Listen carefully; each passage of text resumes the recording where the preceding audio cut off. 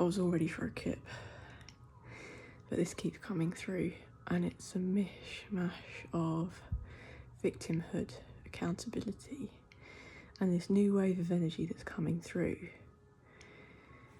which is about fully claiming our power again. Having had so many of us, me included, at a certain point in my life, not anymore, just give our power away. Just give it up to addiction, shit food, shit people, a system, a job, people that want to take from us, toxic lovers or friends. And there's obviously a level of accountability in that way. We can't blame everybody. We weren't the best version of ourselves. We allowed people to overtake.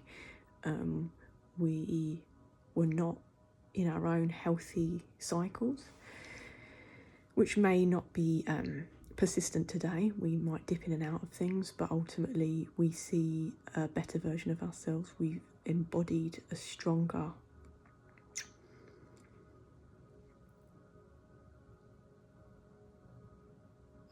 identity, stronger sense of self, stronger connection to our inner child and play, stronger connection to our godlike self, to the visions that we can see and how our life, we desire it to play out as co-creators with the universe, as creators of our reality.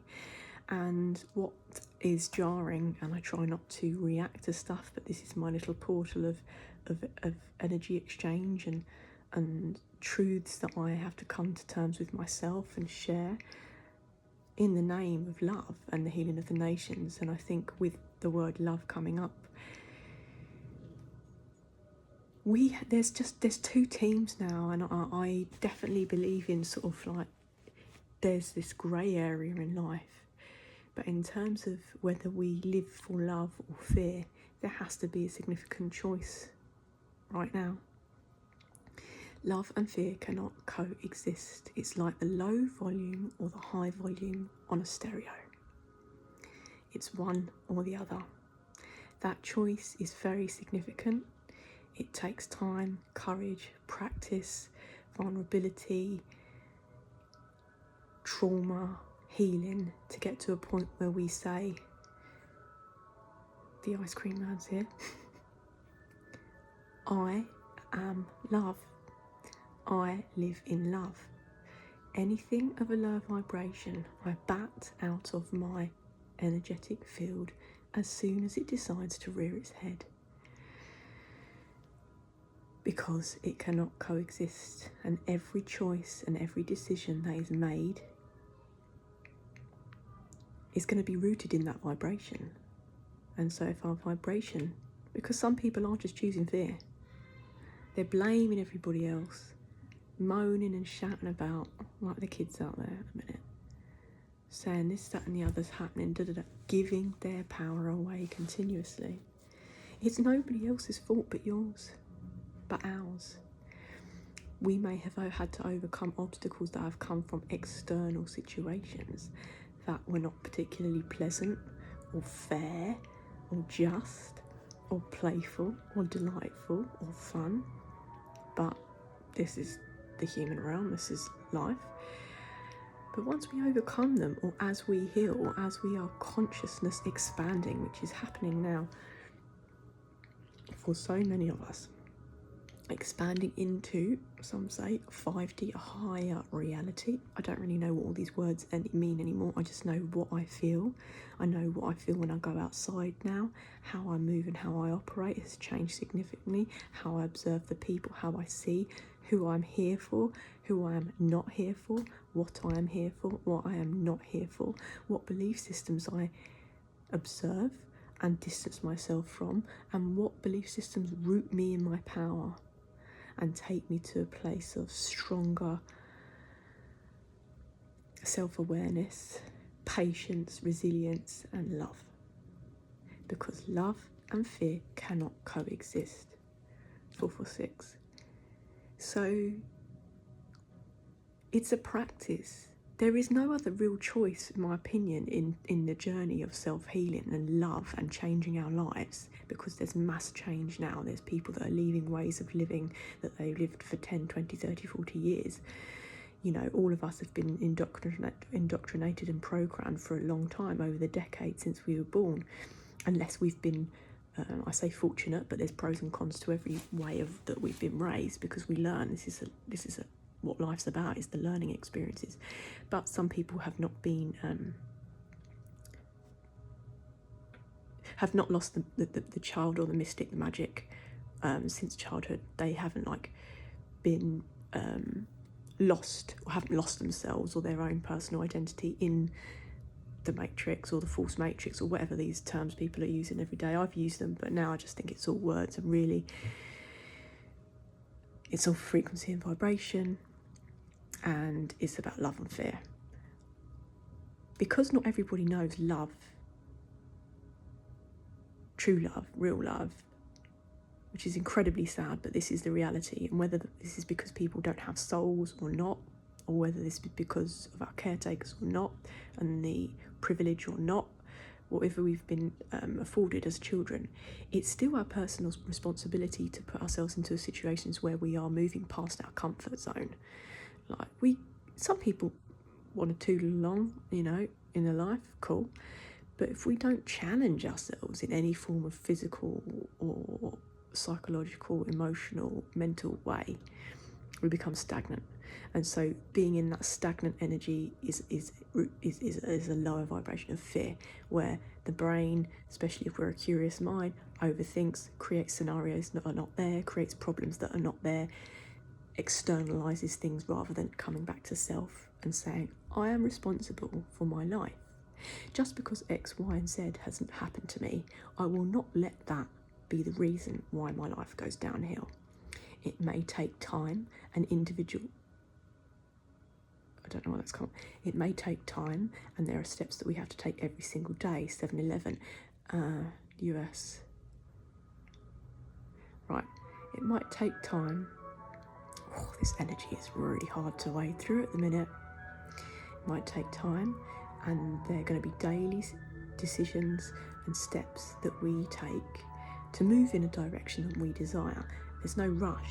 There is no competition with anybody else. And once we start to gravitate towards soul family, soul tribe, people who are not in competition with us, it's delightful. Women, and I can only speak from a woman's perspective, women who are not in competition with me or don't see me as a threat is bliss. It's far and few between, unfortunately, as I've experienced in my life. I'm getting to the point where I'm meeting more and more conscious, beautiful women, and also women on a healing journey where we can all hold space for each other.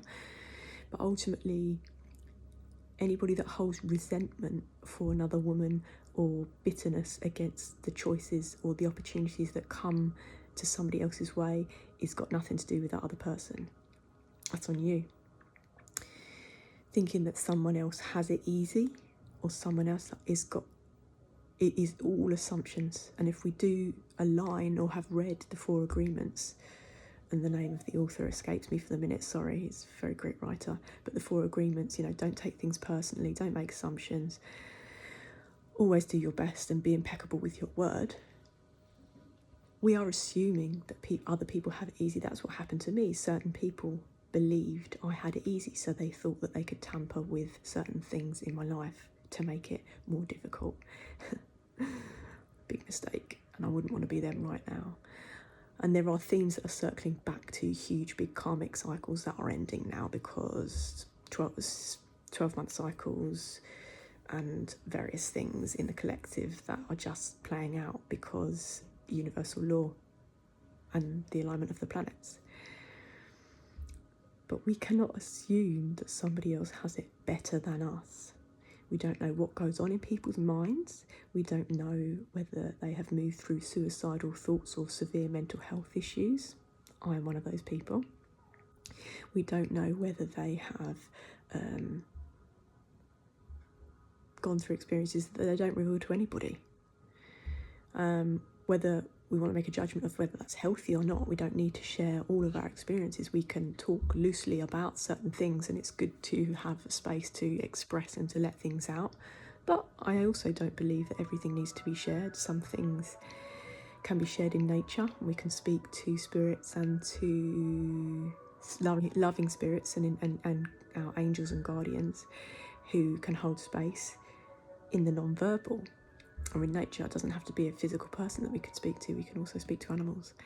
But anyway, that's just my opinion, because some people, again, with the judgments and the assumptions, they like to put their spin on it, their lived experiences taint the way that they receive information, i.e. we only meet someone at their level of consciousness, not our own. So there are only two choices to make. Do we live in love or do we live in fear? When we decide that love is the only vibration that we desire to maintain consistently, fear becomes irrelevant and becomes a distortion of reality and something that we do not believe is real. It is created by entities and demonic forces that work through people who keep themselves at a lower vibration. Whether consciously or not, I'm not here to talk about their story, not really here to judge. I just know who I want to be around, where I want to move, what I observe in the people. Demonic forces, demons, darker energies, 1111 on the clock. That's just how things are playing out in the realms right now. People think that this is I'm an intense person. I feel things very deeply. I hear voices. I connect with spirit world. So my perception of reality has changed very much. But what gets me through some very dark energies, which are not of me, they're around, I'm not scared of anything, is love. Love roots us in power. Love is power. Unconditional love for self is power. 1144.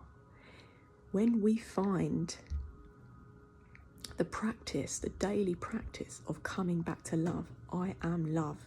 Not about, I mean, it can be self, I love myself, but it's not about the aesthetic. Oh, I like my hair, I like my skin, oh, my weight, I'm this, I'm that.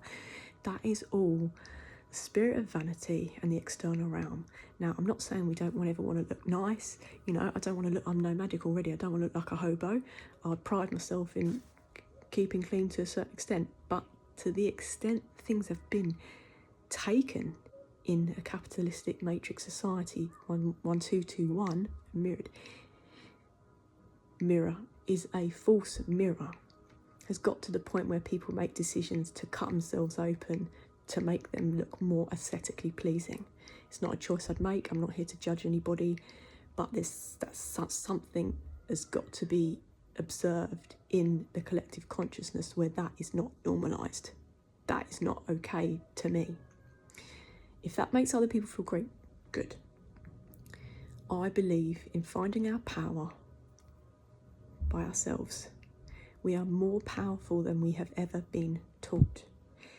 The power that we harness, and when we find it ourselves, makes us invincible. I'm not saying walk out in front of a bus and we're going to survive that. No. I'm saying we feel empowered on a daily basis to make choices that help us and help the collective and help those around us who might need inspiration, support. Not to the point that we overgive and overplease, because we're not people pleasers anymore. We're not rescuers, we're not fixers, we're not chasers. We are maturing in our adulthood, maintaining a childlike spirit, but consciously harnessing healthier relationships and communication. If we want to maintain a level of respect for people, but also give them the space if we know they're moving through things. You know, if we call someone, they don't pick up, cool, maybe they'll call back. But if we keep trying to maintain relationships with people that are not meeting us halfway, we pull back. We focus on ourselves. We send them love. We can't save people. Because if people decide to live in a different vibration to you, it's only going to pull us out of the vibration that we choose to live in. So why would we continually put up with comments, snidey comments? I mean, sarcasm in the British is a little British thing and I like it, but I also kind of question sarcasm now because it does come from a lot of like wounded digs at people. It's quite, British humour is quite dry and dark and witty, and sometimes I can deal with it. But other times I'm just like, it's clearly coming from a place of lack in the person that's dishing that up. But anyway, we've all got to learn to, like, you know, take the rough with the smooth, the bitter with the sweet, and it's all a bit of a piss take and a laugh at times. However, if we do desire to reach our dream life, dream vibration, regardless of the location we find ourselves in, i.e., can we maintain our inner peace with a chaotic environment around us, which is going to be seen more often. It's, you know, we can carve our way out of that, but stuff's going to happen, is happening globally, worldwide, in the seen and unseen realms that I've never experienced before. So I'm just preparing myself in the ways available to me, because I know what works for me now more than I ever have. There's still tweaking and adjusting and perfecting, because it's not a perfect life. We're imperfectly human. But love is the vibration I want to maintain. It's not fear. We've all got options. We can all move, slip and slide in different ways. We can all upscale, up level. It just takes time and intention. We don't need to prove anything to anybody else. We don't even need to ask for anybody else's advice. All of us have a deep inner knowledge that has been passed through from the generations before us that have built incredible things, incredible legacies. I'm not going to sit here and see it all crumble. I'm going to see it. So much going through. I'm going to sit here and see certain things crumble that I don't agree with, but I'm not going to do any disrespect to the work that has been done by my ancestors to build this legacy that they've left, i.e. my life now, and disrespect the work that they've done, the hard work to pull themselves out of poverty and minimal food and that, to indulge in stupid pleasures that don't allow us to grow spiritually and consciously in this life, because I'm very happy to see that crumble. I don't wish anybody pain or hurt, but unsustainable living, unsustainable practices, I couldn't care less for that. I think communities are building in beautiful ways, and I'm here for the morphing and the creation of new ways of living. I don't think it's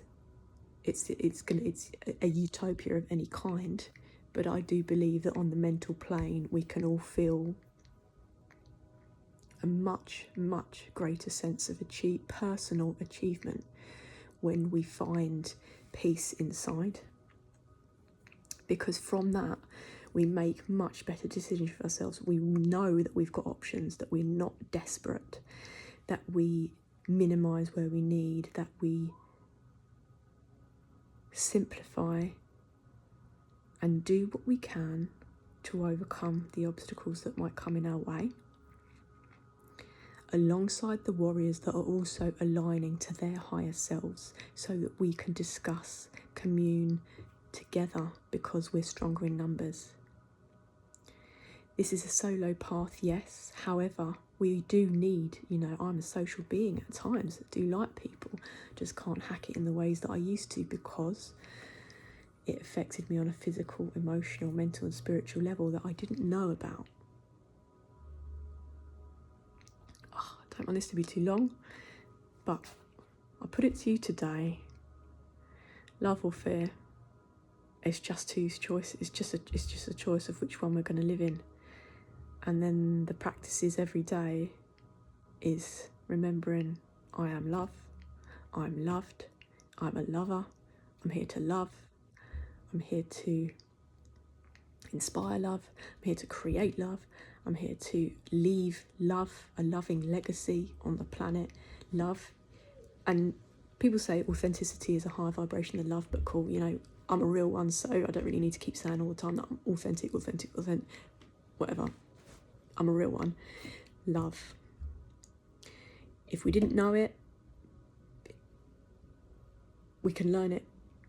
We can find people around us who we don't need to be ducking and diving with, because some people have been through so much pain that they keep looping themselves in this toxic cycle of, there's a couple of people that I watch online and I respect who they are and what they've come through in life, but I see the negative loop patterns of them basically thinking everybody's out to get them and that there's no hope and that everybody's, a demon or a witch, and that love doesn't exist, and it's quite hard to watch because I see and feel people's pain. But ultimately, there are people that are creating communities. There are people that love without expecting anything in return. Now, I'm not saying we sit around for people to abuse us as we give out the love, but no, we can show love and compassion to our fellow every man and every woman. The younger generations, it's for protesters, there's uprising in many continents, and powerful, thought-provoking shifts are happening. And so where do we want to be? Love or fear? I know what I am, love. 233, number 8. And everything comes around again. I'm not saying we don't have a stumble, but as soon as anything negative comes into the brain, and I'm not talking about us being 100% healed and when we've gone through grief that things don't revisit, but it's minimising the impact that it has on us. Yes, we're going to have to cry, but once we cry, we release, and then we move on with the day. We move on with not giving up on life. It's a gift to be alive. It's a gift to touch. It's a gift to have food on our table. It's a gift to have shelter. It's a gift to have a roof over our head. 2112. I desire to be a positive mirror to those around me and a divine portal to higher realms, because I've experienced things that other people haven't, just like other people have experienced things that I haven't, and they can shine a light on things that are unseen to me. And that's the balance. Not only with the divine feminine and divine masculine energies, but across cultures, is that we're all here for a reason. We're all alive now for a reason in time, those with conscious souls and conscious intention. And I just want to give a shout out to people that continually choose to show up and root ourselves in love, because 2 on the clock, there is no other way that is going to get us to the dream timeline, and the dream timeline is met with challenge because it does wipe out anything that is not for our highest good. And we're not seeking perfection here. This is just realness and honesty and aligning with people who've got our back, so we don't have to keep looking over and thinking that someone's going to do us dirty because we've had loads of, manipulative and evil and weird shit happen. That's all right. Stuff happens in a moment in time and it's gone. We can heal from it. It took me a good old year to get over certain things, and I let it go. Yes, certain things might crop up, and we can take all these modern terminologies of depression and PTSD, and I'm not to poo-poo those emotional things, but also modern medicine and those terminologies do keep people trapped in a portal of things and keep them thinking that they've got a problem, when I do believe a lot of this stuff has a connection to spiritual health and what we are not connecting to in the unseen realms.